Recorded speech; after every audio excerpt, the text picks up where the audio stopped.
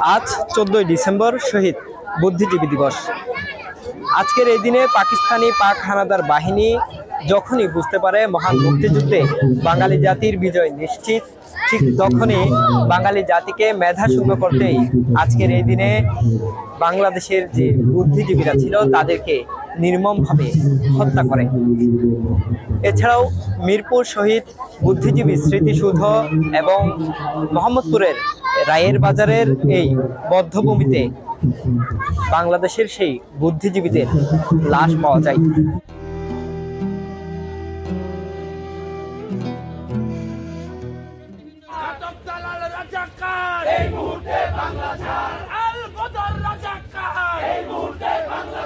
আমাদের সাধারণ মানুষগুলি যে হত্যা করছে, আপনার লাইন দিয়ে সিরিয়াল ধরিয়া দাঁড় করাইছে, হাতে চোখ বান্ধা, তারপরে স্টিঙ্গান দিয়া ব্রাশ ফায়ার করে তাদেরকে হত্যা করছে। চাঁদপুর আমাদের বড় স্টেশন, মেঘনা নদীর পার। আমরা 3টা হাত পা বান্ধা 12 থেকে 24 বছরের যুবক, এদেরকে হাত পা বাইন্দা রশিতে শিউলি বাইন্দা মেঘনা নদীতে তারা ছেড়ে দিয়েছে। মেঘনা নদীতে আমাদের যে যারা মাছ ধরতো জেলেদের জালে আটকাইছে।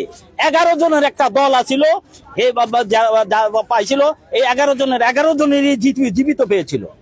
আর যে 15 জন 18 জনের যে শিউলিগুলি উদ্ধার করা হয়েছিল, তাদের ভিতরে 1জন না 2জন বেঁচে ছিল, আর সবাই মারা গিয়েছিল। এই যে বিভৎস ইতিহাস, বিভৎস ঘটনা, এটা তো ভাষায় প্রকাশ করার মতো না। শেষ পর্যন্ত এত ত্যাগ, এত রক্ত, এত ইয়ের বিনিময়ে আমরা আমাদের দেশটা এই শত্রুমুক্ত করতে পেরেছি। এটাই আমাদের বড় ইয়ে, এবং যে লক্ষ্য এবং উদ্দেশ্য নিয়ে আমরা বাংলাদেশ স্বাধীন করেছি, সেই লক্ষ্য এবং উদ্দেশ্য আমাদের পুরোপুরি এখনো বাস্তবায়ন হয়নি। এটা অবশ্যই একটা দুঃখজনক। বাংলাদেশকে আমি মনে করি ভেতর থেকে একটা বুদ্ধিবৃত্তি নির্মূল করার একটা প্রচেষ্টা তারা চালিয়েছে। দ্বিতীয় স্বাধীনতা পরবর্তী জায়গা থেকে আসলে বলতে চাই যে তারা আসলে বুদ্ধিবৃত্তিক যে চর্চাটাকে সেটা সারা জীবনই তাদের রেজিম থেকে মুক্তিযুদ্ধের চেতনাটাকে জাস্ট বিক্রি করতে চেয়েছে, সেটাকে তারা ধারণ করেনি। কখনোই তারা মুক্তিযুদ্ধের চেতনাকে ধারণ করেনি, জাস্ট এটাকে বিক্রি করে তাদের রাজনীতিকে চালিয়েছে। এবং তাদের যে ধরনের দখলদারিত্ব, নির্যাতন, গুম খুন, তারপর হচ্ছে একনায়কতন্ত্রের যে একটা রাজনীতি ছিল, এইটা তারা কায়েম করেছে জাস্ট এই মুক্তিযুদ্ধের চেতনাকে বিক্রি করে। এখন আমাদের দাবি প্রত্যাশা আসলে আওয়ামী লীগের কাছ থেকে ভাই যেটা বললো যে তারা আসলে বিচার নিয়ে কখনোই কাজ করে, এবং তারা চায়নি যে বিচারটা হোক, কারণ তারা নিজেরাও এই আসলে গুম খুনের সাথে লিপ্ত ছিল। তো সেই জায়গা থেকে আমরা আসলে এই যে ইন্টারিম গভর্নমেন্টের কাছে চাই যেটা, যে পরবর্তী 71 পরবর্তী আমাদের যতগুলো গুম খুন এবং বুদ্ধিবৃত্তিক হত্যার সাথে যারা জড়িত ছিল, যে কোনো ভাবেই যারা জড়িত ছিল, তাদেরকে খুব দ্রুত এই বিচারের আওতায় যাতে আনা হয়, এবং এগুলো সুষ্ঠু তদন্তের মাধ্যমে যাতে বিচার করা হয়।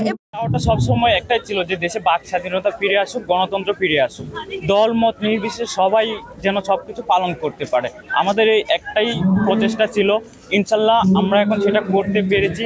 2000 শহীদ ভাইয়ের রক্তের বিনিময়ে আমাদের অর্ধ লক্ষ আহতের মাধ্যমে আমরা সেটা করে দেখিয়েছি। ইনশাল্লাহ 1971 সালে মহান মুক্তিযুদ্ধের চেতনা যেটা ছিল, আমরা 24-এ সেই একই চেতনা নিয়ে আমরা এই বিপ্লব ঘটিয়েছি। আর বিপ্লবের ফল এখন আমরাই দেখতে পাচ্ছি যে আজকে শহীদ বুদ্ধিজীবী দিবস দলমত নির্বিশেষে সবাই, বাচ্চা থেকে শুরু করে বৃদ্ধ মহিলা, সবাই কিন্তু এখানে দলমত নির্বিশেষে সবাই উদযাপন করছে 14 ডিসেম্বর শহীদ বুদ্ধিজীবী দিবস। এদের বিচার কার্যক্রম আমরা বারবার চেয়ে আসছি, আমাদের শিক্ষার্থীরা চাচ্ছে, শহীদ পরিবারেরা চেয়ে আসছে, কিন্তু কখনোই কিন্তু তারা সঠিক বিচারটি পায়নি, ন্যায় বিচার পায়নি।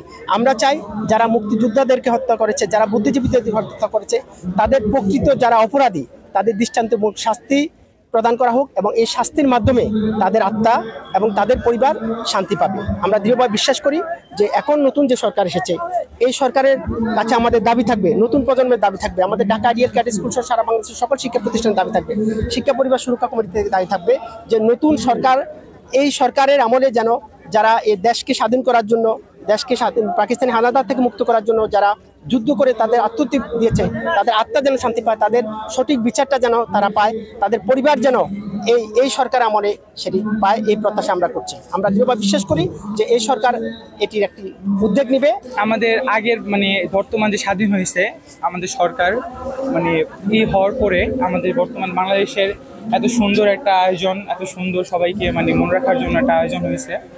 আমরা ইনশাল্লাহ সামনের বছর মানে সামনের দিনগুলোতে আমরা আরো সুন্দর করে এগুলা মানে পালন করতে চাই, প্লাস সবাইকে এই স্মরণীয় করতে চাই। বুদ্ধিজীবী দিবসে ওনারা আমাদের জন্য আত্মত্যাগটা করেছে, আমাদের ভাইনেরা যে ওনাদেরকে হত্যা করলো এই দিনটাতে এবং রেখে গেল, আসলে তারা আমাদের জন্য আত্মত্যাগটা করছে সেটা তো আর বলে সম্ভব না।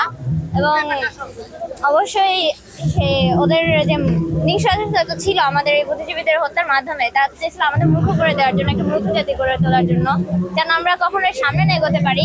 কিন্তু তারা তাদের ত্যাগের মাধ্যমে অবশ্যই আমাদের জন্য একটা রাস্তা রেখে গেছে, যেন আমরা ভবিষ্যতে কিছু করতে পারি, একটা সুন্দর বাংলাদেশ করতে পারি, একটা ভবিষ্যতের একটা সুন্দর জীবন করতে পারি। সেজন্য তারা আমাদের জন্য ত্যাগ করে গেছে, তাদের জীবনগুলো ত্যাগ করে গেছে। আমরা আসলে তাদের শ্রদ্ধা জানাতে এখানে আসছি।